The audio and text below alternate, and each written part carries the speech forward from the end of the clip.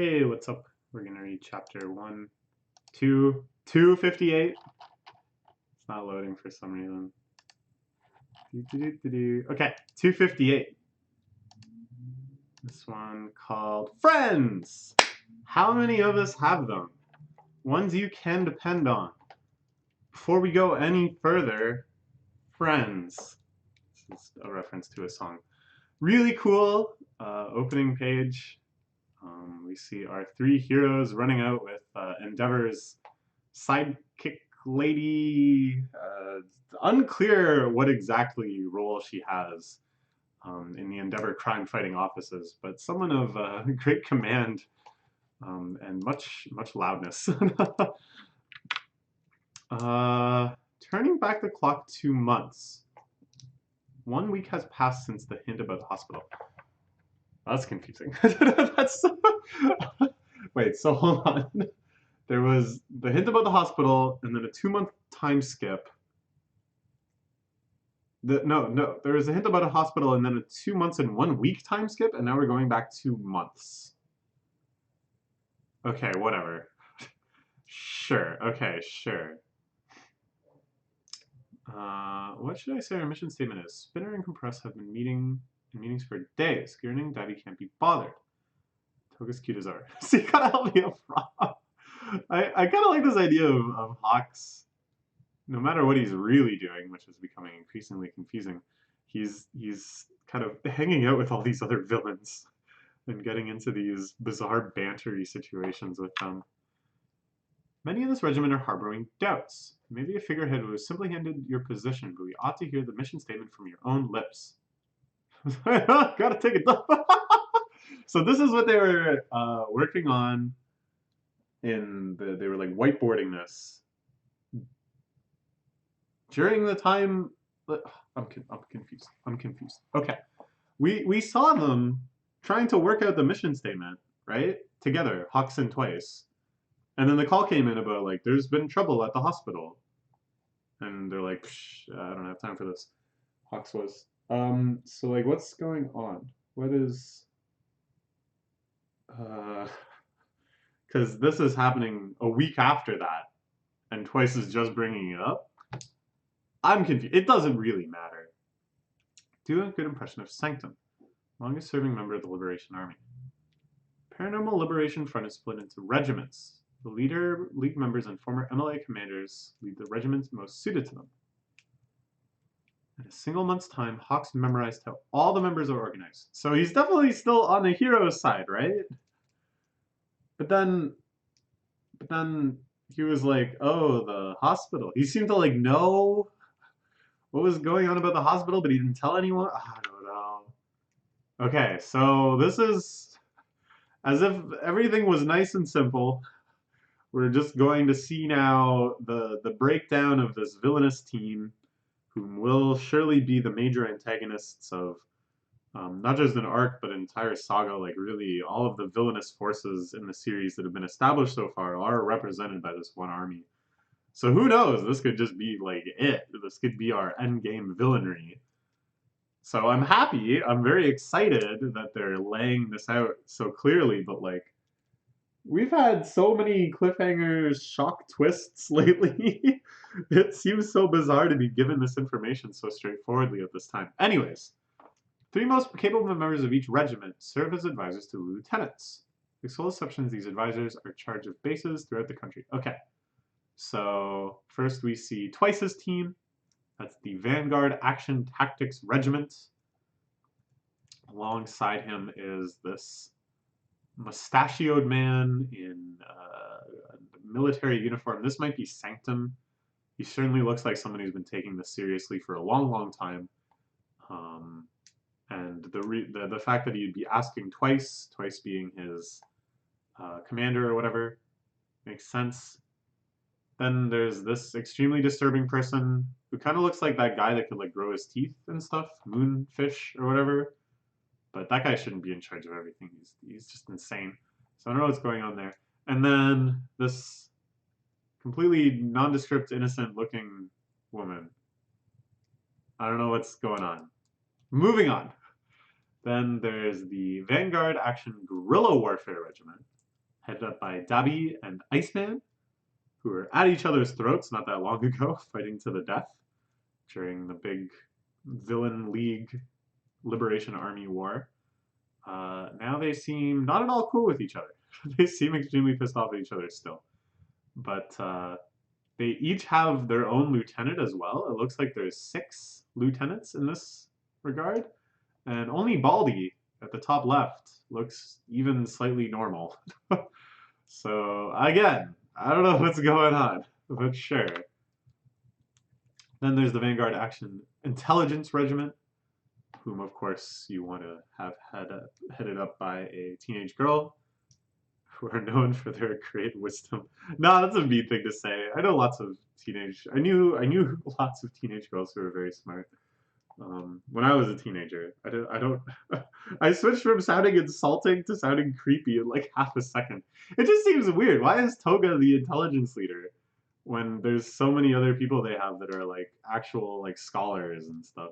I think because they've had this like propaganda wing and stuff. I don't know. Whatever. She has to get some role, I suppose. Their lieutenants seem kind of normal. There's like R2-D2 here. This guy was the like pretend hero that was making all the other heroes not go into the city during the previous war. And then yeah, here's their propaganda guy with the hair covering. I don't know what's going on with this gigantic bulbous frogman with a trucker cap and headphones. But sure. Then there's the Vanguard Action Support Regiment, Brown, Compress and Spinner heading that one up. Some good lieutenants among them. Given their responsibilities at the bases, they don't participate in the revival party in Daika City, but their abilities surpass those of the average heroes. Okay, so a lot of these people, yeah, they weren't there during the big fight in Daika City. They're busy holding down other Liberation Army bases. So it's basically saying like just because these guys didn't make a big splash before, don't think that they're not strong. They just weren't there. They're actually crazy strong. They make the first move, we lose. So that's kind of interesting. Hawks things right now, they're at the disadvantage. That they need, and this is maybe a big part of his job, to delay the initiative of the Supernatural Liberation Army, or whatever they're called. Despite the constant surveillance limiting his actions, Hawks was able to learn about the members without drawing suspicion, thanks to the interpersonal skills drilled into him from a young age by the Safety Commission. He's just good at talking to people. And what he was observed was animosity and resentment toward the current system. This is what he's getting not from the super villainous types or even the super militaristic types, but just the average Joes and Janes helping out the support side of the Liberation Army. These guys are just moving boxes around. Here, let me move a box. So you guys are into moving boxes, huh? Why are you moving boxes for these guys, not just back at your job? Individual freedom should reign supreme. We're going to destroy the status quo. Something like that. Yeah? We're to about loyalty to Redestro. I think that's probably a good play. Because most of them in this army don't really give a crap about Tomura Shigaraki. They just think he's some kid who looks really creepy. Whereas this other guy, they've devoted themselves to him for like decades. They've been listening to his speeches. They've been hearing about his vision for the future. They've been watching him excel in the normie world, rising up through the ranks of his empire. Blah, blah, blah, blah, blah. It's him and his bloodline that managed to unite all these people. Exactly. I ain't feeling it. I ain't saying it. Ha! So I just gotta sing that. Of course, this is Twice in a Nutshell. This panel where he says he won't is like so intense, and then he just runs off and does it. There's one more specific goal. Bringing down the status quo means annihilating all heroes. And here, of course, we see the symbol of peace, All Might. One hero already brought down, but still, of course, as we discussed last chapter, doing tons and tons for the next generation. They plan to attack all major cities at once throughout the nation. Whoa. With a society brought to a lawless standstill, Reed Destro and the Hearts and Minds Party will storm the political world, distribute weapons, and extol the virtues of self-defense, calling it true freedom. Just as when laws lost their meaning following the absence of the exceptional. This is something we were talking about too with like the world building in the last chapter. The tyranny of evil in the immediate aftermath of the start of Quirks. They're basically hoping to bring that back, this free-for-all state. These people will throw the world into chaos and enthrone Shigaraki atop the rubble. The second coming of All for One. Twice is so cute. It's thanks to you that the pieces are in place. Jin Bubai Gawara. Who's that? I'll admit it. I don't remember who that is. The name seems sort of familiar, but I can't remember which character this is referring to. I don't know who it could be. Is it the Doctor? I think it must be the Doctor. Thanks to you, the pieces are in place. Yeah, and it's the Doctor who left us on the immediate previous cliffhanger in the last chapter. Clearly up to something. I heard you conquer your trauma. A chill ran down my spine. Because at that moment you went from being just another 2-bit villain to the asset we ought to fear the most. Yeah. This I really like. This is something in shonen series, and even more broadly, in just kind of any fiction, the feeling of like underestimating a character, either in the context of battle shonen, just their actual powers or whatever, their capability for battle, or in any sort of medium, just their capability in general. You underestimate the character, but then in retrospect, just thinking about it logically, you realize that it is obvious that that character holds all that potential. That when you really think about Twice's power, yeah, he's like far and away the most terrifying weapon the villains have. His ability to just copy things and to make duplicates of himself and others is like unreally strong. And it was always there. It was just because of his role as another one of the villains and his personality that you kind of overlooked it. And this idea that Hawks is there and like specifically going out of his way to spend time with Twice, to kind of get inside the head of Twice because he knows this, is so interesting. Just from being another 2-bit villain to the asset we ought to fear the most. Ah, that's so cool. That's so cool. Because his role in the story was, yeah, just another 2-bit villain. He was just another member of the villain's team. But yeah. I know that you're a good-natured guy. For a hero, you sure know a lot about the Liberation Army. Why is that? Empathize with their cause. The world I once admired and dreamt of joining turned out to be a birdcage fucking me up. I want to fly free. A cage isn't where I belong. And here, I feel like that Hawks isn't really lying.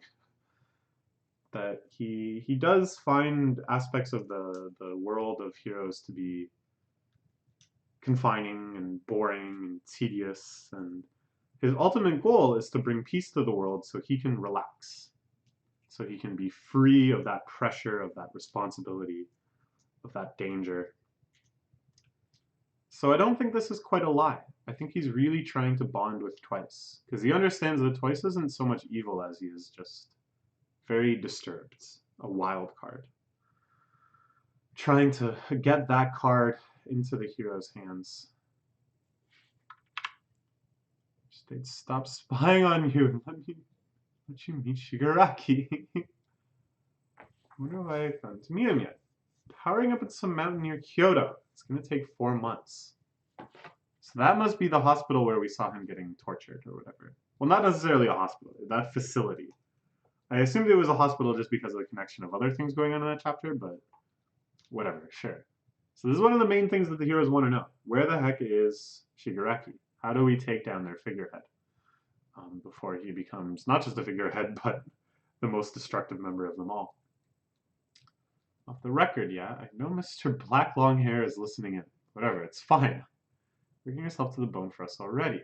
Get how you feel. So, this is 2 months ago, and yet we see no indication that the heroes know about this tip. Now, we know that Hawks has been operating as if he's constantly under surveillance. That's why he had to do stuff like the scheme where he gave the book with the passages highlighted to Endeavor under the guise of just trying to actually recruit Endeavor. But couldn't he just do something similar? Yo, Endeavor, I got another book for you. And then just highlight Kyoto Mountain. No? I don't know. But I don't know. I don't know. Anyone who helps his friends can't be all bad. Let's fry free together. Since I know you're good-natured. Huh. Interesting. Oh, and it's second semester. They're advancing into second years. Look at this kid die. He looks tiny. He looks like a child. Is this that phenomenon? Am I getting it in this as well? Where first years always look so shockingly young? And you think, why are all these kids here? Oh, wait, they're students. What? And here we see UA staff and other affiliated heroes rushing in to greet the new students, headed up by the #1 hero in the world, Endeavor. Gran Torino's there. Everyone's like, who's that old man? Doesn't matter. Number 13, the space hero. Love that guy. Wish we got more of him. And Eraserhead, of course. The Ectoplasm, I think this character is called, who can make those slimy duplicates of himself. There's the Pussycats. Is that what they're called?